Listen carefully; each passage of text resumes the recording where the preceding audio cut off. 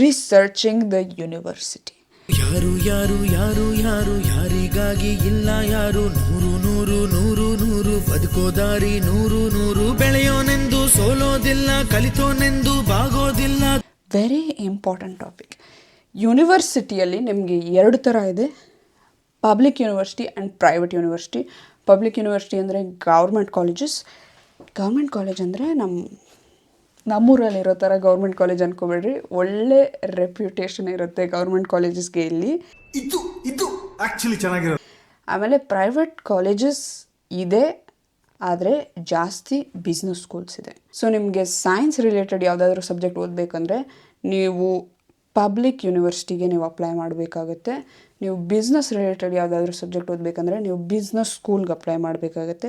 School ಅಂದರೆ school ಅಂದ್ಕೋಬೇಡಿ, college ಯೂನಿವರ್ಸಿಟಿನ school ಅಂತಾರೆ ಇಲ್ಲಿ. 2ನೇ ಇಂಪಾರ್ಟೆಂಟ್ ವಿಷಯ ನೀವೇನು ನೋಡಬೇಕಂದ್ರೆ ನಿಮ್ಮ ಟ್ಯೂಷನ್ ಫೀಸ್. ಟ್ಯೂಷನ್ ಫೀಸ್ ಅಂದರೆ ಒಂದು ವರ್ಷಕ್ಕೆ ನೀವು ಎಷ್ಟು ಕಟ್ತೀರಾ ಅನ್ನೋ ಟ್ಯೂಷನ್ ಫೀಸ್. ನೀವು ಪಬ್ಲಿಕ್ ಯೂನಿವರ್ಸಿಟಿಗೆ ನೀವು ಸೇರಿಕೊಂಡ್ರೆ ಒಂದು ವರ್ಷಕ್ಕೆ 3,800 ಯೂರೋ ಅಷ್ಟೇ ಇರುತ್ತೆ. ಅಂದರೆ 3,80,000 3,800 ಯೂರೋ ಪರ್ ಇಯರ್. ಇದಕ್ಕಿಂತ ಜಾಸ್ತಿ ಹೆಚ್ಚು ಕಡಿಮೆ ಒಂಚೂರು ಈ ಕಡೆ ಆ ಕಡೆ ಇರುತ್ತೆ. ನಾನು ಕೊಟ್ಟಿದ್ದು 5,000, ಒಂದು 2,700ರಿಂದ 5,000 ಒಳಗಡೆ ಇರುತ್ತೆ. ಇದಕ್ಕಿಂತ ಜಾಸ್ತಿ ಹೋಗೋಕ್ಕೆ ಸಾಧ್ಯನೇ ಇಲ್ಲ ಪಬ್ಲಿಕ್ ಯೂನಿವರ್ಸಿಟಿಯಲ್ಲಿ. ಬಿಸ್ನೆಸ್ ಸ್ಕೂಲ್ ಅಂದರೆ ನಿಮಗೆ 20,000 ಯೂರೋ ಆಗುತ್ತೆ. ಓಕೆ, 30,000 ಆಗ್ಬೋದು, ಕೆಲವೊಬ್ಬರಿಗೆ 60,000 80,000 ಆಗುತ್ತೆ. ಸೊ ಒಳ್ಳೆ ದುಡ್ಡಿರೋರು ಬಿಸ್ನೆಸ್ ಸ್ಕೂಲ್ಗೆ ಹೋಗ್ತಾರೆ. ಅಥವಾ ನೀವು ತುಂಬ ಬ್ರಿಲಿಯಂಟ್ ಆಗಿದ್ದರೆ ಬಿಸ್ನೆಸ್ ಸ್ಕೂಲಲ್ಲಿ ನೀವು ಸ್ಕಾಲರ್ಶಿಪ್ ತೊಗೊಂಡು ಕಡಿಮೆ ಫೀಸ್ಗೆ ನೀವು ಓದ್ಬೋದು. ನಾವು ಅಷ್ಟು ಬ್ರಿಲಿಯಂಟ್ ಅಲ್ಲ. Okay, average student. ಏನು ಅರ್ಥವೇ ಆಗ್ತಿಲ್ವೇ ಈ ಕೇಸು? ಎಳೆ ಮಗು ಆಗಿದ್ದಿದ್ರೆ ಓಕೆ, ಏನಿದು ಏನೋ ಗೊತ್ತಾಗ್ತಿಲ್ಲಪ್ಪ, ಗೊತ್ತಿಲ್ಲ, ಈ ಅರ್ಥ ಆಗ್ತಿಲ್ಲ ನನಗೆ. 3ನೇದು ಮೀಡಿಯಮ್ ಆಫ್ ಇನ್ಸ್ಟ್ರಕ್ಷನ್ ನೀವು ನೋಡ್ಕೊಳ್ಳೇಬೇಕು. ತುಂಬ ಮುಖ್ಯ. ಯಾಕಂದರೆ ಸುಮಾರು ಪ್ರೋಗ್ರಾಮ್ಸ್ ಬರೀ ಫ್ರೆಂಚಲ್ಲಿ ಹೇಳ್ಕೊಡ್ತಾರೆ. ನಿಮಗೆ ಫ್ರೆಂಚ್ ಗೊತ್ತಿದ್ರೆ ವೆರಿ ಗುಡ್, ಕಂಗ್ರ್ಯಾಚುಲೇಷನ್ಸ್, ಫ್ರೆಂಚ್ ಪ್ರೋಗ್ರಾಮ್ಗೆ ಅಪ್ಲೈ ಮಾಡಿ. It is much better than English taught programmes. ಇದು ನನ್ನ personal opinion and experience. French taught programmes English taught ಪ್ರೋಗ್ರಾಮ್ಸ್ಗಿಂತ ಬೆಟರ್ ಆಗಿದೆ ಕ್ವಾಲಿಟಿ ಆಫ್ ಟೀಚಿಂಗಲ್ಲಿ.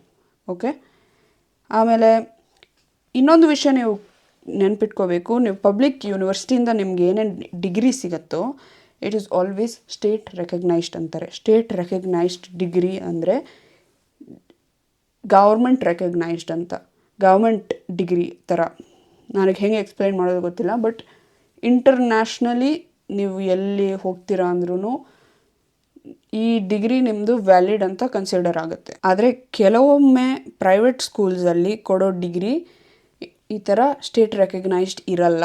ಸೊ ನೀವು ರೆಕನ್ಯೂ ಪಾರ್ ಲೆಟಾ ಅಂತ ಹಾಕಿರ್ತಾರೆ, ಅಲ್ಲಿ ಮೆನ್ಷನ್ ಮಾಡಿರ್ತಾರೆ ಡಿಗ್ರಿ ರೆಕನ್ಯೂ ಪಾರ್ ಲೆಟಾ ಅಂದರೆ it is recognised by the state ಅಂತ. 4ನೇದು ನೀವು ನೋಡೋದು ನಿಮ್ಮ ಕೋರ್ಸ್ ನೀವು ನೋಡ್ಕೋಬೇಕು. ಸುಮ್ಮನೆ ಏನೋ ಒಂದು ಹಾಕ್ಬೇಡಿ,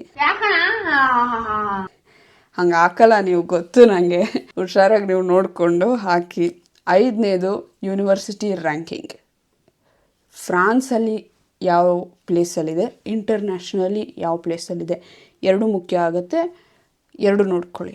ಓಕೆ, ಅದಕ್ಕಿಂತ ಕಡಿಮೆ ರ್ಯಾಂಕಿಂಗ್ ಇರೋ ಯೂನಿವರ್ಸಿಟಿಗೆ ಹಾಕಬೇಡಿ ಅಂತ ನಾನು ಹೇಳ್ತಾ ಇಲ್ಲ, ಅದು ಚೆನ್ನಾಗೇ ಇರುತ್ತೆ. 6ನೇದು ತುಂಬ ಮುಖ್ಯ. ನಾನು ಪರ್ಸ್ನಲ್ ಎಕ್ಸ್ಪೀರಿಯನ್ಸಿಂದ ನಾನು ಹೇಳ್ತಾ ಇದ್ದೀನಿ, ದಯವಿಟ್ಟು ಅಲ್ಯುಮಿನೈ ಒಪಿನಿಯನ್ ತಗೊಳ್ಳಿ. Previous year student, previous year graduate ಜೊತೆ ಮಾತಾಡಿ ಅವ್ರ ಒಪಿನಿಯನ್ ತಗೊಳ್ಳಿ. ನಾನು ಸತ್ಯವನ್ನು ಮಾತ್ರ ಹೇಳುತ್ತೇನೆ, ಸತ್ಯವನ್ನು ಬಿಟ್ಟು ಬೇರೇನೂ ಹೇಳಲ್ಲ ಅಂತ ಅವ್ರ ಹತ್ರ ಪ್ರಾಮಿಸ್ ತಗೊಂಡು ನೀವು ದಯವಿಟ್ಟು ಕೇಳಿ. ಯಾಕಂದರೆ ತುಂಬ ಪ್ರಾಬ್ಲಮ್ ಆಗುತ್ತೆ ನಿಮಗೆ ಫ್ಯೂಚರಲ್ಲಿ. ನಾನು ಪರ್ಸ್ನಲ್ ಎಕ್ಸ್ಪೀರಿಯನ್ಸಿಂದ ನಾನು ಹೇಳ್ತಾ ಇದ್ದೀನಿ. ನಾನು ಯೂನಿವರ್ಸಿಟಿ ಫ್ರಾನ್ಸಲ್ಲಿ 7th ರ್ಯಾಂಕ್ ಇತ್ತು ನಾನು ಅಪ್ಲೈ ಮಾಡಿದಾಗ. ಹಾಗೆ ಬೇಗ ಒಂದು ಐ ಥಿಂಕ್ 4-5 ತಿಂಗಳಲ್ಲಿ ಮತ್ತೆ ಮುಂದಿನ ವರ್ಷಕ್ಕೆ ರ್ಯಾಂಕಿಂಗ್ ಬಂತು. ಅದರಲ್ಲಿ 5ನೇ ಸ್ಥಾನ ಇತ್ತು ಇಡೀ ಫ್ರಾನ್ಸಲ್ಲಿ. ನಾನು ಯೂನಿವರ್ಸಿಟಿ 5th ರ್ಯಾಂಕ್ ಇತ್ತು. ಆದರೆ ನನಗೆ ಪ್ರೀವಿಯಸ್ ಇಯರ್ ಸ್ಟೂಡೆಂಟ್ ಹೇಳಿದರು, ಬರಲೇಬೇಡಿ ಇಲ್ಲಿ, ಚೆನ್ನಾಗಿಲ್ಲ. ವರ್ಸ್ಟ್ ಪ್ರೋಗ್ರಾಮ್ ನಾನು ಓದಿದ್ದು ಅಂತ ಅವ್ರು ಹೇಳಿದ್ರು. ಅವ್ರ ಮಾತು ನಾನು ಕೇಳಲಿಲ್ಲ. 5ನೇ ರ್ಯಾಂಕಿಂಗ್ ಇರೋ ಯೂನಿವರ್ಸಿಟಿ ಅದು ಹೆಂಗೆ ಇಷ್ಟು ಕಷ್ಟವಾಗಿರುತ್ತೆ ಅಂತ ನಾನು ಅಂದ್ಕೊಂಡು ಓವರ್ ಕಾನ್ಫಿಡೆನ್ಸಲ್ಲಿ ನಾನು ಹೋಗ್ಬಿಟ್ಟು ಸಫರ್ ಆಗಿದ್ದು ನನಗೆ ಮಾತ್ರ ಅಲ್ಲ, ನನ್ನ ಬ್ಯಾಚಲ್ಲಿರೋರೆಲ್ಲರಿಗೂ ಗೊತ್ತು. So alumni opinion is more important than university ranking ಅಂತ ನಾನು ಹೇಳ್ತೀನಿ. 7ನೇದು ಲೊಕೇಶನ್ ನೀವು ನೋಡಬೇಕು. ಲೊಕೇಶನ್ ತುಂಬ ಇಂಪಾರ್ಟೆಂಟು. ನಾರ್ಮಲಿ ದೊಡ್ಡ ಯೂನಿವರ್ಸಿಟಿಗೆಲ್ಲ ಒಂದೇ ಕ್ಯಾಂಪಸ್ ಇರಲ್ಲ, ಎಷ್ಟೊಂದು ಕ್ಯಾಂಪಸ್ ಇರುತ್ತೆ. ಸೊ ನಿಮ್ಮ ಪ್ರೋಗ್ರಾಮ್ ಯಾವ ಕ್ಯಾಂಪಸ್ಸಲ್ಲಿದೆ, ಆ ಕ್ಯಾಂಪಸ್ ಎಲ್ಲಿ ಲೊಕೇಟ್ ಆಗಿದೆ ನೀವು ಖಂಡಿತ ನೀವು ನೋಡ್ಕೋಬೇಕು. ಯಾಕಂದರೆ ನನ್ನ ಯೂನಿವರ್ಸಿಟಿ ಬಂದ್ಬಿಟ್ಟು ಯಾವುದೋ ಕಾಡು ಒಳಗಡೆ ಇತ್ತು. ಲೈಕ್ ಲಿಟ್ರಲಿ ಯಾವುದೋ ಕಾಡು ಒಳಗಡೆ ಇತ್ತು. ನಾವು ಸಿಟಿಗೆ ಹೋಗಬೇಕಂದ್ರೆ ಬಸ್ ಹತ್ಕೊಂಡು 1 ಅವರ್ ಹೋಗಬೇಕು. ಅದಕ್ಕೆ ನಾನು ಯಾವ ಇವೆಂಟ್ಸಲ್ಲೂ ಪಾರ್ಟಿಸಿಪೇಟ್ ಮಾಡೋಕ್ಕಾಗಿಲ್ಲ. ಬರೀ ಲೈಕ್ ತುಂಬ ಕಡಿಮೆ ಎಂಟರ್ಟೈನ್ಮೆಂಟ್ ಈವೆಂಟ್ಸ್ಗೆ ಹೋಗಿದ್ದು. ಯಾಕಂದರೆ ಮೇಯ್ನ್ ಕ್ಯಾಂಪಸ್ ಬಂದುಬಿಟ್ಟು ಸಿಟಿಯಲ್ಲಿತ್ತು. ನಮ್ಮದು ಬೇರೆ ಯಾವುದೋ ಕ್ಯಾಂಪಸ್ ಒಂದು ಕಾಡೊಳಗಡೆ ಇಟ್ಟಿದ್ರು.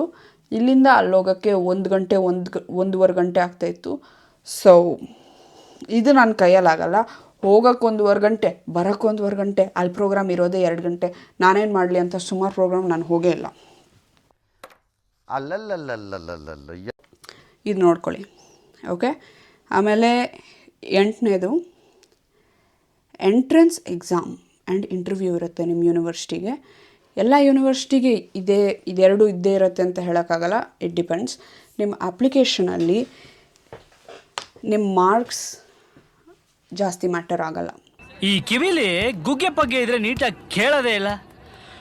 ಏನಂದೆ ಇನ್ನೊಂದ್ಸಲ ಹೇಳು. ನೀವು ಡಿಗ್ರಿಯಲ್ಲಿ ಎಷ್ಟು ತಗೊಂಡ್ರಿ ಅದು ಅಷ್ಟೊಂದೇನು ಮುಖ್ಯ ಅಲ್ಲ. ನನಗೆ ಇಷ್ಟು CGP ಬಂದಿಲ್ಲ, ಅಷ್ಟು ಬಂದಿಲ್ಲ, ಏನು ಮಾಡೋದು ಅಂತ ತಲೆ ಕೆಡಿಸ್ಕೊಳ್ಳೋಕ್ಕೆ ಹೋಗಬೇಡಿ. ಅಷ್ಟೊಂದೇನು ಇಂಪಾರ್ಟೆಂಟ್ ಇಲ್ಲ ಅದು. ನೀವು ಇಲ್ಲಿ ಅಪ್ಲೈ ಮಾಡಿದಾಗ ನಿಮ್ಮ ಓವರ್ ಆಲ್ ಅಪ್ಲಿಕೇಶನ್ ನೋಡ್ತಾರೆ. ನೀವು ಸ್ಟೇಟ್ಮೆಂಟ್ ಆಫ್ ಪರ್ಪಸ್ ಅಂತ ಒಂದು ಬರೀಲೇಬೇಕು. ನಿಮ್ಮ ಸ್ಟೇಟ್ಮೆಂಟ್ ಆಫ್ ಪರ್ಪಸ್ ತುಂಬ ಮುಖ್ಯ ಆಗುತ್ತೆ. ಇದೇ ಜಾಸ್ತಿ ವೇಟೇಜ್. ನಿಮ್ಮ ಸ್ಟೇಟ್ಮೆಂಟ್ ಆಫ್ ಪರ್ಪಸ್, ನಿಮ್ಮ ಮೋಟಿವೇಶನ್, ಈ ಯೂನಿವರ್ಸಿಟಿಯಲ್ಲಿ ನೀವು ಯಾಕೆ ಓದಬೇಕು, ಈ ಪ್ರೋಗ್ರಾಮ್ ನೀವು ಏನಕ್ಕೆ ಮಾಡಬೇಕು ಅಂದ್ಕೊಂಡಿದ್ದೀರಾ, ಫ್ರಾನ್ಸಿಗೆ ಯಾಕೆ ಬರಬೇಕು ಅಂದ್ಕೊಂಡಿದ್ದೀರಾ, ನಿಮ್ಮ ಮೋಟಿವೇಶನ್ ತುಂಬ ಮುಖ್ಯ ಆಗುತ್ತೆ. ಇದಕ್ಕೆ ಜಾಸ್ತಿ ವೇಟೇಜ್ ಕೊಡೋದು ಸ್ಟೇಟ್ಮೆಂಟ್ ಆಫ್ ಪರ್ಪಸ್. ಇನ್ನೊಂದು 2ನೇ ಇಂಪಾರ್ಟೆಂಟ್ ಡಾಕ್ಯುಮೆಂಟ್ ಬಂದುಬಿಟ್ಟು ಲೆಟರ್ ಆಫ್ ರೆಕಮೆಂಡೇಷನ್. ನಿಮ್ಮ ಪ್ರೊಫೆಸರ್ಸ್ಗಳಿಂದ ಅಟ್ಲೀಸ್ಟ್ 2-3 ಲೆಟರ್ ಆಫ್ ರೆಕಮೆಂಡೇಷನ್ ಇಟ್ಕೊಂಡಿರಿ. ನಿಮ್ಮ ಪ್ರೊಫೆಸರ್ಸ್ಗಳಿಂದ ತಗೊಳ್ಳಿ, ಒಳ್ಳೆ ಲೆಟರ್ ಆಫ್ ರೆಕಮೆಂಡೇಷನ್ ಬರ್ಸ್ಕೊಳ್ಳಿ. ಓಕೆ, ಇದಕ್ಕೆ ಜಾಸ್ತಿ ವೇಟೇಜ್ ಇರುತ್ತೆ. ಮಾರ್ಕ್ಸ್ ಏನೋ ಅವ್ರು ನೋಡಲ್ಲ. ನಿಮಗೆ 60%ಗಿಂತ ಜಾಸ್ತಿ ಬಂದಿದೆಯಾ, ಫಸ್ಟ್ ಕ್ಲಾಸ್ ಮಾರ್ಕ್ಸ್ ಬಂದಿದೆಯಾ, ನಿಮಗೆ ಸಖತ್ತಾಗಿದೆ ಬಿಡಿ, ತಲೆನೋವೇ ಇಲ್ಲ. 60ಗಿಂತ ಜಾಸ್ತಿ ಇದ್ದರೆ ಸಾಕು. ಆಮೇಲೆ ಎಂಟ್ರೆನ್ಸ್ ಎಕ್ಸಾಮ್ ಇರುತ್ತೆ ಎಷ್ಟೊಂದು ಯೂನಿವರ್ಸಿಟಿಗೆ. ಸೊ ಇದರ ಲೈವ್ ಆನ್ಲೈನ್ ಇರ್ಬೋದು, ಅಥವಾ ನಿಮಗೆ ಒಂದು ಕ್ವೆಶ್ಚನ್ ಪೇಪರ್ ಥರ ಕೊಟ್ಟಿರ್ತಾರೆ. ನಿಮಗೆ 1 ವಾರ ಟೈಮ್ ಏನೋ ಕೊಡ್ತಾರೆ ಸಾಲ್ವ್ ಮಾಡೋಕ್ಕೆ. ಅದು ನೀವು ಮಾಡಿಬಿಟ್ಟು ನೀವು ಕಳಿಸ್ಬೇಕಾಗತ್ತೆ. ಯಾವುದೋ ಒಂದು ಇರುತ್ತೆ, ಅದು ನಿಮ್ಮ ಯೂನಿವರ್ಸಿಟಿ ಮೇಲೆ, ನಿಮ್ಮ ಪ್ರೋಗ್ರಾಮ್ ಮೇಲೆ ಡಿಪೆಂಡ್ ಆಗುತ್ತೆ. ಅದು ನೀವು ಯೂನಿವರ್ಸಿಟಿನ ನೀವು ಕೇಳಬೇಕು, ನೀವು ಯೂನಿವರ್ಸಿಟಿನ ನೀವು ಕಾಂಟ್ಯಾಕ್ಟ್ ಮಾಡಬೇಕು. ಎಲ್ಲ ಯೂನಿವರ್ಸಿಟಿ ಎಲ್ಲ ಪ್ರೋಗ್ರಾಮ್ಗೆ ಪ್ರೋಗ್ರಾಮ್ ಕೋಆರ್ಡಿನೇಟರ್ ಅಂತ ಇರ್ತಾರೆ. ಅವ್ರ ಜೊತೆ ನೀವು ಮಾತಾಡಿ, ಕಾನ್ಸ್ಟೆಂಟ್ ಟಚ್ಚಲ್ಲಿರಿ. ಓಕೆ, ಆ್ಯಂಡ್ ಯೂನಿವರ್ಸಿಟಿ ಅಲ್ಲಿ ಎಂಟ್ರೆನ್ಸ್ ಎಕ್ಸಾಮ್ ಆದಮೇಲೆ ಇಂಟರ್ವ್ಯೂ ಇರುತ್ತೆ, ಇರ್ಬೋದು. ಅದು again depends on the university and program. ಇದೆಲ್ಲ ಆದಮೇಲೆ ನಿಮ್ಮದು ಫುಲ್ ಫೈಲ್ ನಿಮ್ಮದೇನಿದೆಯೋ ಇದು ಫುಲ್ ಫೈಲ್ನ ಕನ್ಸಿಡ್ರೇಷನ್ಗೆ ತಗೋತಾರೆ, ರಿವ್ಯೂ ಮಾಡ್ತಾರೆ, ಆಮೇಲೆ ಡಿಸೈಡ್ ಮಾಡ್ತಾರೆ ಸೆಲೆಕ್ಟ್ ಮಾಡೋದೋ ಬೇಡವಾ ಅಂತ. ಬರೀ ಮಾರ್ಕ್ಸ್ ನೋಡೋಕ್ಕೋಗಲ್ಲ, ಇಷ್ಟೊಂದು ವಿಷಯಗಳಿದೆ. ಆ್ಯಂಡ್ ಒಂದು ಟಿಪ್ ಹೇಳಬೇಕಂದ್ರೆ ನಿಮಗೆ, ನೀವು ಪ್ರೋಗ್ರಾಮ್ ಕೋಆರ್ಡಿನೇಟರ್ ಜೊತೆ ಕಾನ್ಸ್ಟೆಂಟ್ ಟಚ್ಚಲ್ಲಿದ್ದರೆ, ನೀವೇನಾದರೂ ಒಂದು ಕೇಳ್ತಾ ಇದ್ದರೆ, ನೀವು ಒಂದು ಗುಡ್ ವೈಬ್ಸ್ ಕೊಡ್ತಾ ಇದ್ದರೆ ಪ್ರೋಗ್ರಾಮ್ ಕೋಆರ್ಡಿನೇಟರ್ಗೆ, ಅವರು ನಿಮಗೆ ಫೇವರಬಲ್ ಆಗಿರ್ತಾರೆ. ಪ್ರೋಗ್ರಾಮ್ ಕೋಆರ್ಡಿನೇಟರ್ ನಿಮ್ಮ ಅಪ್ಲಿಕೇಶನ್ ರಿವ್ಯೂ ಮಾಡಲ್ಲ ಸುಮಾರು ಸತಿ, ಆದರೆ ರಿವ್ಯೂ ಮಾಡೋರಿಗೆ ಒಂದು ರೆಕಮೆಂಡೇಷನ್ ಕೊಡ್ತಾರೆ ಅವ್ರ ಕಡೆಯಿಂದ. ಇದು ನಿಮಗೆ ಗೊತ್ತಾಗಲ್ಲ, ಇದು ಬಿಹೈಂಡ್ ದ ಸೀನ್ಸ್ ನಡೆಯೋದು, ನಮಗೆಲ್ಲ ಗೊತ್ತಾಗೋಯ್ತು. ಸೊ ಅಪ್ಲಿಕೇಶನ್ ಎಲ್ಲ ಬಂದಾಗ ಪ್ರೋಗ್ರಾಮ್ ಕೋಆರ್ಡಿನೇಟರ್ ಹೋಗಿ ರಿವ್ಯೂ ಮಾಡೋರ ಹತ್ರ, ನೋಡಿ ಈ ಸ್ಟೂಡೆಂಟ್ದು ನೋಡಿ, ಇವರು ತುಂಬ ಕ್ಯೂರಿಯಸ್ ಆಗಿದ್ದರು, ಇಷ್ಟೊಂದು ಕ್ವಶನ್ ಎಲ್ಲ ಕೇಳ್ತಾಯಿದ್ರು. ಇಲ್ಲಿ ಬರೋಕ್ಕೆ ತುಂಬ ಮೋಟಿವೇಟೆಡ್ ಆಗಿದ್ದಾರೆ, ಇವ್ರ ಇಮೇಲ್ಗಳಿಂದ ನನಗೆ ಗೊತ್ತಾಗ್ತಾ ಇದೆ, ಇವ್ರದ್ದು ನೋಡಿ ಸ್ವಲ್ಪ ಹುಷಾರಾಗೆ ಅಂತ ಅವ್ರ ಕಡೆಯಿಂದ ಒಂದು ಚಿಕ್ಕ ರೆಕಮೆಂಡೇಷನ್. ನಿಮ್ಗೆ ಗೊತ್ತಿಲ್ದಿರಾನೇ ಅದು ಹೋಗುತ್ತೆ, ಅದು ಯಾರಿಗೂ ಗೊತ್ತಿಲ್ಲ, ನಾನು ಹೇಳ್ತಾ ಇದ್ದೀನಿ. ಅದಕ್ಕೆ ಇದೊಂದು ಚಿಕ್ಕ ಟಿಪ್ ಆ್ಯಂಡ್ ಟ್ರಿಕ್. ಅದಕ್ಕಿಂತ ಇಂಪ್ರೆಸ್ ಮಾಡೋಕ್ಕೆ ನೋಡ್ಬಿಡಿ, ಜೆನ್ಯೂನ್ ಆಗಿರೋ ಕ್ವಶನ್ಸ್ ಕೇಳಿ. ಸುಮ್ಮನೆ ಕೇಳಬೇಕು ಅಂತ ಯಾವುದೋ ಒಂದು ಕೇಳೋಕ್ಕೆ ಹೋಗ್ಬಿಡಿ, ಆಯಿತಾ? ಜೆನ್ಯೂನ್ ಕ್ವಶನ್ಸ್ ಕೇಳಿ, ಜೆನ್ಯೂನ್ ಇಂಟ್ರೆಸ್ಟ್ ಆ್ಯಂಡ್ ಮೋಟಿವೇಶನ್ ತೋರಿಸಿ, ನಿಮಗೆಲ್ಲ ಒಳ್ಳೆಯದಾಗತ್ತೆ ಅಷ್ಟೇ. ಸೊ ಈ ವಿಡಿಯೋ ನಾನು ಎಲ್ಲಿ ಮುಗಿಸ್ತಾ ಇದ್ದೀನಿ, ಇದೇ ತುಂಬ ಉದ್ದ ಆಯಿತು. ಮುಂದಿನ ವಿಡಿಯೋಗಳು ಇನ್ನೂ ಉದ್ದ ಇರುತ್ತೆ. Sorry for that. ನನಗೆ ಸೀರಿಯಸ್ ಆಗಿ ಮಾತಾಡೋಕ್ಕೆ ಇಷ್ಟ ಇಲ್ಲ, ಬಟ್ ಆದರೂ ನಮ್ಮ ಕನ್ನಡಿಗರಿಗೆ, ನಮ್ಮ ಕನ್ನಡ ಮಕ್ಕಳು ಇಲ್ಲಿ ಬಂದು ಓದಬೇಕಂತ ಒಂದು ಆಸೆ. ನಮ್ಮ ದೇಶ ರೀ, ನಾವು ಕೊಟ್ಟಿರೋ ದೇಶ ಇದು. ನಿಮಗೆ ಗೈಡೆನ್ಸ್ ನಾನು ಕೊಡ್ತಾ ಇದ್ದೀನಿ ಅಷ್ಟೇ. Thank you, bye.